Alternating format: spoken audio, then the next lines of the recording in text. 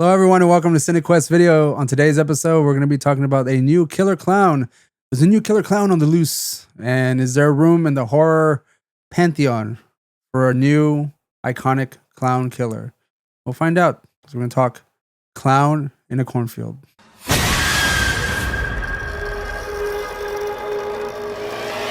Hey, you got it right. I did get it right. You know, I didn't say corn in a clown field. No, It took me a second, didn't. though. Like, I don't know, you saw the hesitation, though. There was a bit of hesitation. A little. I felt like being a douche, but I was like, no. Well, I have you on mute, so you couldn't have interrupted me if you wanted to. So That's good. That's good. I might have thrown a corn in there somewhere. Yeah. It's just it's a safety precaution. I suppose it's for the best. Yeah. All right, so I'm gonna be talking about the movie Clown in a Cornfield. Roland has not seen this film. Were you aware that it was a book, though? No, actually. It's actually. I figured it was just like some other like Terrifier silliness where they pulled it out of their. No, whatever. well, I mean, you can kind of say that. It's Mhm. Clown in a Cornfield. I think it's on book 3 right now. It was written by, I think, Adam Caesar is the guy's name. It's a teen book. It's a YA book. Oh, so like a teen horror book. Think of like Fear Street or something like that. You know, yeah, but well, isn't that actually making like a comeback or something? I think they're doing the prom movie. Yeah.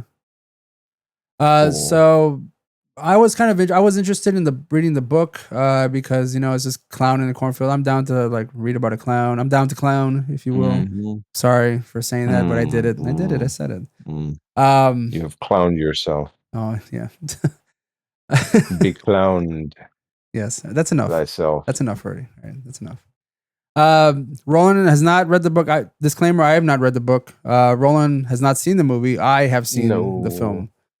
I did want to tell Roland about it because just our little kind of different review that I'm doing here. Instead of me just talking to the camera by myself, I have someone to kind of tell to, kind of taking the place or like being the avatar for the audience, and just to kind of continue the conversation. You hear me say anything incorrect, or maybe you have an opinion you want to express, please leave a comment, and don't be afraid to like and subscribe. Smash that like button and hit those notification bell. Thank you. Yes, shut up. It's a nice little segue. It's a nice little segue. Come on, you got it. It's okay. I'll try one later. Impressive. Dynamic. So just to take on my notes here a little bit. What you got? This movie was it's pretty much just a slasher flick. That's what it is. It was directed by the same guy that did Tucker and Dale versus Evil. Yeah, so that might give you a little opportune or like also thinking about that encouragement to watch it. You know what I'm saying? I mean, so like you told me that Will Sasso was in it, which I was just Will like, Sasso was in it. Yeah, and to make it about Will Sasso a minute, when Will Sasso came on the screen, I didn't know Will Sasso was in this movie. So when he walked on screen as him playing the sheriff, I was like, "Oh man, Will Sasso's in here." And then, of course, in my mind, the first thing I think of is a Jesse Ventura or a Macho Man impression. I go, is he gonna do that? Is he gonna like play it straight, or is he gonna be like the funny guy? He played it straight the whole time. I was a little disappointed about that. All right, because I want Will Sasso. I mean, I want Will Sasso. I don't want fucking just Will Sasso. I want the exaggerated Will Sasso. You know. Classic sass. I want the classic sass, man. I want the Mad TV sass. That's what I want. That's right. There it is. Maybe the Terminator, the Last Supper, Will Sasso kind of something like that. Kevin Durant's pretty cool, I thought. You told me he was in there, and I was like, oh damn, you mean the Blob from X-Men Origins? Yeah, he plays the mayor. He plays the mayor of the town. And this basically follows, according to, I guess, from what I've read, the same kind of premise as the book. There's a young girl and her father moved to this small town where he takes on a job to be the doctor. She's obviously the new girl in town. She befriends the cool, kind of rebellious kids that the town kind of looks down upon. And they make videos about this friendo the clown killing people, and they post it on YouTube. And they kind of like have high phone production, I guess, as far as like their videos. They go pretty viral. People enjoy them. But the town hates the fact that they are kind of making fun of the fact that this clown allegedly may have killed someone back in the 90s. And they're kind of like keep replaying it, make it like a kind of like a cheap horror movie. And they get into some shenanigans. There's a party.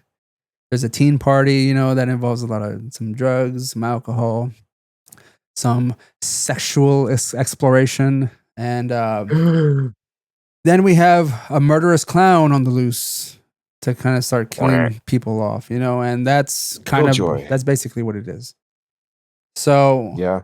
Is it like a giant like Jason clown or like some little like Krusty the Clown? Well, it varies because like not to go into too many spoilers. If I can't really say too much about that because saying anything else would give it. It's like Scream, you know. That's true. I don't want to like try to give it away. You don't want to give it too much away because if I were to just to like give one kind of clue about what or who or how friendo is, that is just like I'm just gonna like pretty much give it away. I mean, if you've read the book, I wasn't thinking for a second. If you've read the book, you know kind of what it is. The only thing this was a comparison that I gave to you, Roland, when we first talked about doing this, was that Clown in a Cornfield gave me the vibe of Children of the Corn in reverse. But like that's right. What is the word? What was the word I even mentioned? I've even forgot. It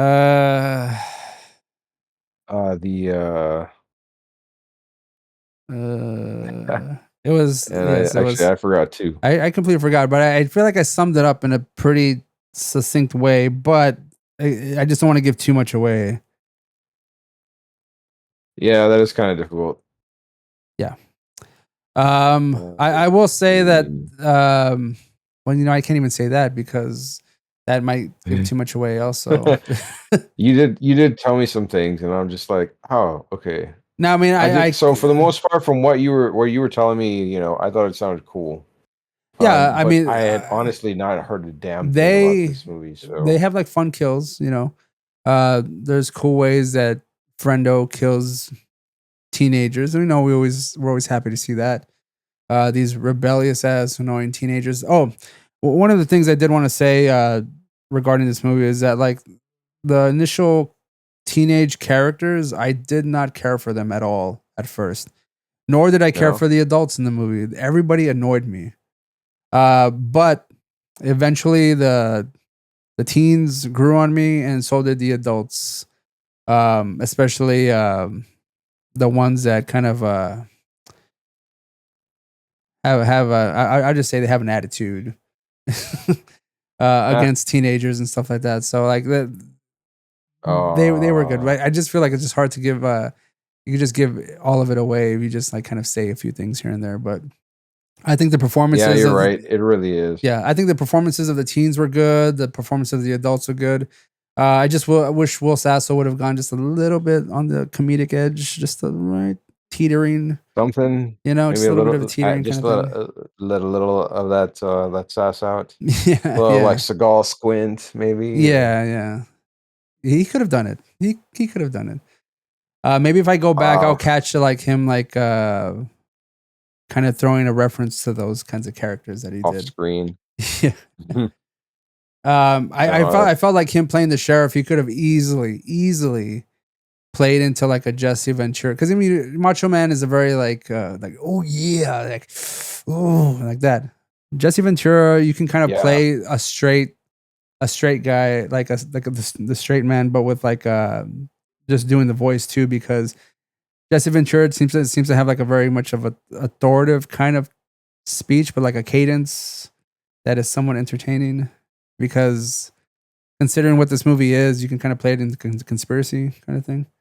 I don't know, but I mean, that's just me wanting a Sasso impression. That's all it is. If I had seen this not knowing he was going to be in there, that's the first exact thing I would want. Like I would be fucking like just on the edge of my seat waiting for him to crack a joke. So right, exactly. I might be kind of disappointed. So at least I've been warned.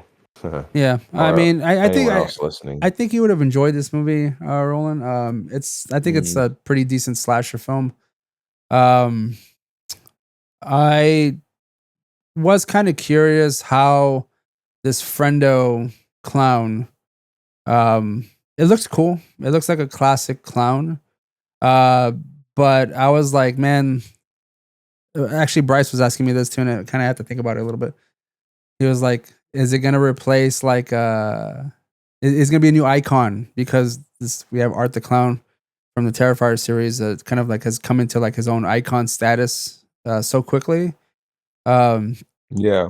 I mean, then you also have like Pennywise. I can't think of any other actual killer clowns other than like Killer Clowns from Outer Space. That's a pretty good one. Which is another like iconic kind of like look that they have. But I personally don't think at this point there's no signs of like clown from Spawn. The fat ass clown. That's John Leguizamo's. Hell yeah. No. I don't think Friendo at this point. I don't see any sort of like inkling that he can be an iconic character in the pantheon of killer clowns. Because I mean, they all kind of have their own, and this is as much as I can say without giving too much away when it comes to like the whole Friendo angle. Is that just going back? Pennywise is like an ancient evil, right? That takes on a form of a clown, right? So there's that aspect to that. Then we have Art the Clown, which is a kind of a demonic killer clown, which just pretty much just takes joy out of doing the most brutal kind of murders and kills. Yep. Then we have the killer clowns from outer space that kind of have a more fun type of way of killing you, like wrapping you in candy cane, where it pretty much eats your body. You are very dead. Yeah, and then of course it has various ways of doing that as well. And then you have Friendo, which is just a killer, a slasher. I don't know if necessarily like it's gonna reach a certain status. No friendo. Oh yeah. No way, oh friendo. Anyways. No friendo, you fucker. Anyways, I don't really see that happening. I could be completely wrong. But no.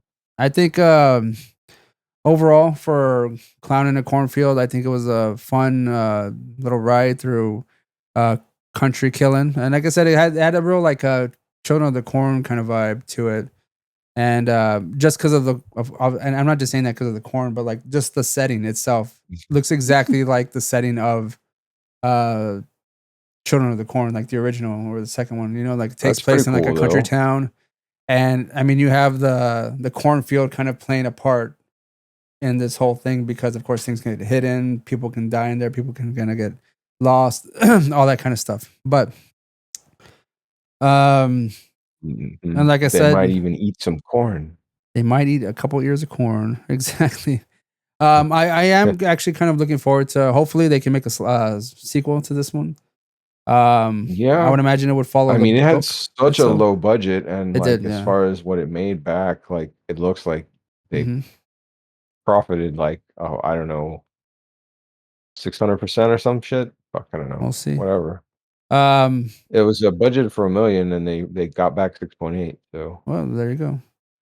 And I mean, they left it open for a sequel. You know, so interesting. There's not like a man. There's always a chance, and it looks like it's just shy of not too long a movie either. 96 minutes, huh? Yes, that's another thing. Getting there. See, that's another thing. It was just the right amount of movie. Like it didn't like drag damn. a lot. So that's another good thing. The pacing was good. We really should make a category for that, man. Just the right amount of horror movie where Just the right amount. Yeah, it's a good pacing. Yeah.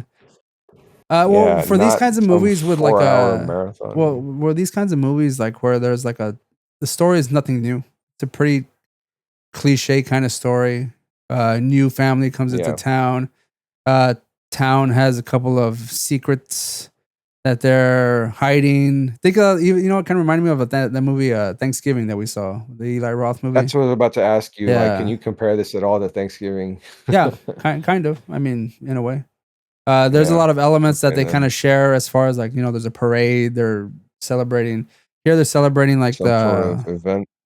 Like there's an event. Like, so I was just to sort of give you like the general the main idea of what I was thinking about was just that in the sense of the way the story is plotted out, the simplicity of the characters or the dialogue and so forth. Would you think that's pretty much more the same? Yeah. There's like a slight different angle to this one. Sure. But like I said, it's still not anything so far fetched that it doesn't. Like I said, the pacing doesn't get ruined by it. Once there's like a slight reveal of Friendo, you know exactly what's happening. All right, there's nothing like it's very predictable in that sense. Yeah. I wasn't anticipating like somewhat of the brutality, and I say that kind of like loosely of like the way Friendo is conducting itself through the town, and when it comes to like the teenagers and all that kind of stuff, it's pretty much like no holds bar kind of like psychosis in a way. I just want to say that, I guess. But I think it doesn't like play it safe with the characters in this movie, which I did appreciate, I think. So that I was just to say that it makes it like a much more of a fun movie. And again, the runtime also does help just move things along and not draw anything out too much. So no, yeah, I mean that sounds one of the writers also did work on Independence Day Resurgence. Yeah, that's a stain on that one's resume, right? I was just looking up the writers here and listening to this. I'm just, what's this? To be fair though, but to be fair about that is that like the writer isn't exactly taking complete liberties with the story. The story is written out in a novel, so they have the exact basis for what they need to go by. And I guess doing like the whole screenplay for it to have it play out in a film. Sure, but I mean, like they're not going and killing off Will Smith off screen, like unceremoniously, but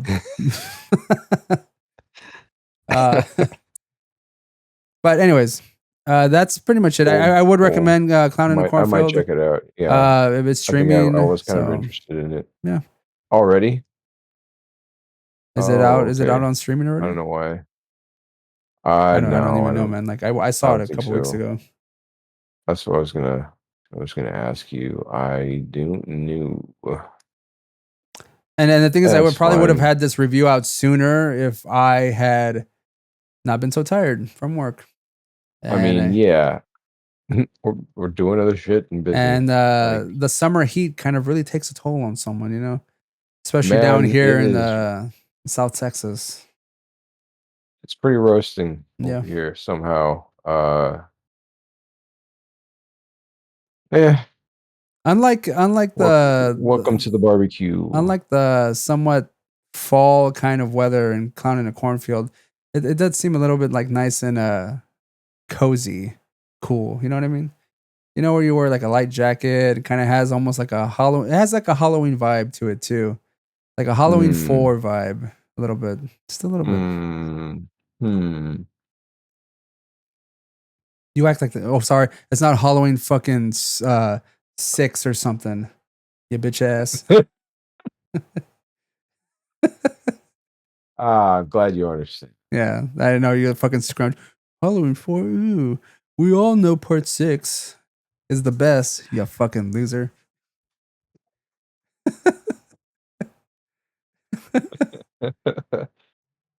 You know, you like celebrate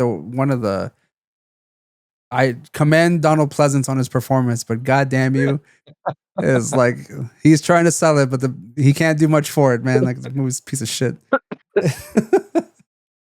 What Paul Rudd does, he saves it like he Paul does Rudd. everything. Okay, all right. He saves it the way Nick Cage saves it in National Treasure Part 2. No, shut the fuck up. All right, that's it for this review. If you like this video, please like, subscribe, and turn on notifications. Hit the like. Give us a positive review. Subscribe if you haven't. Leave a comment. Let us know what you all thought of Clown in Cornfield. Have you read the book? Is the book better than the movie? I might check out the book. Seems like a quick read. Yeah, might be fun. All right, we'll see you next time. Check out the library. Peace.